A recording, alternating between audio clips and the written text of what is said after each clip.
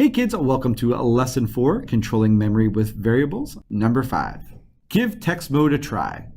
This is what I've been warning you about. The block-based mode of programming is useful for getting code into your app fast and error-free, but sometimes those tiny little edits are a pain.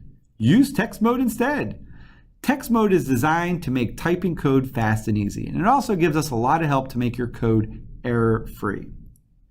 Let's recreate these variables again, but let's explore some features of text mode this time. We have 3 things to try here. We're giving you the first 2 lines of code in a program. Expand each box below and try what's suggested. Each builds on the previous one, so you might want to go in order. I'm okay with that. Switch to text mode and try to type. So over here, this just has us going up and switching from blocks to text and typing something out. How do you do that? Over here is your show blocks. I can flip back and forth to them. The nice part here is once I start typing, it'll auto finish a lot for me. So if I start typing console, you'll see console log comes up. I can put whatever I want in here. Mr. Rhodes is great.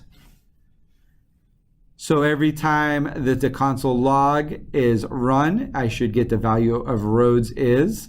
And Mr. Rhodes is great. Ooh, I have a little missing semicolon. Again, I always miss those.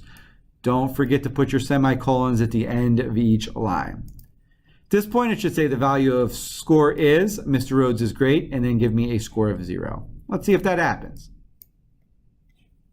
There you go. The value of score is Mr. Rhodes is great, and the value of 0. We can change this though. Let's say we just want to write this. Now it should say Mr. Rhodes is great in my screen. Down here it should say the value of the score is 0. Let's see if that's what happens. Reset run. Mr. Rhodes is great. The value of score is 0. Pretty easy one. Second thing here is drag blocks into text mode. If you don't want to type everything, you can drag a block from the toolbox into text mode and it'll show you the text version of it. Add code to create the lives variable and a console.log message. Okay, so we're just going to create a lives variable here. So I'm going to come down here. I'm just going to drag this box in here. So my variable is going to be lives. I'm going to set that to 3 because that's the number we have been using. I want this displayed, so I'm going to come up here. And on my console.log, I want my message to say, good job, you got it. And then I want to do another console.log to output the number of 3. So I'm going to delete this, make sure there's no quotation marks in there, and just type lives. This lives goes up to here. Oop, my message didn't save.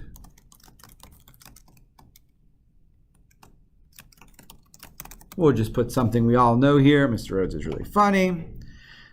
When I hit reset and run, I should get the value to score is 0 down here. And then I should get written into the screen, Mr. Rhodes is great. Additionally, and down in the console log, I will have Mr. Rhodes is really fun, which I am. And then I should have the number 3 because we have the variables calling each other. Let's see if I'm right, and let's hit run. The value score is 0. Mr. Rhodes is really fun 3, and we have Mr. Rhodes is great up here. Minus the giant ego trip I'm taking right now. This is actually pretty fun, and I think I got everything I needed to. We have one more to take care of here. Let's go down and see our third one. Check out code completion. When you type commands, a tool tip pops up and then tries to guess what you're typing. This is like predictive text on your cell phone. Let's go ahead and try this out. If I just hit enter, go to a new line. Let's start typing in console. You will see console.log comes up. I can hit the tab key and hit enter, and it will populate what I need. And then I can say whatever I like. Wow, that was a lot of fun. Don't forget your semicolon. When I hit reset and run, I should get the value of the score is 0, and I should also get written up here, Mr. Rhodes is great. And I'll have another additional debugging message, which should say, Mr. Rhodes is really fun. Then the number 3, and then, wow, that was a lot of fun. Let's see if that's what happens. Reset, run. Here's my Mr. Rhodes is great.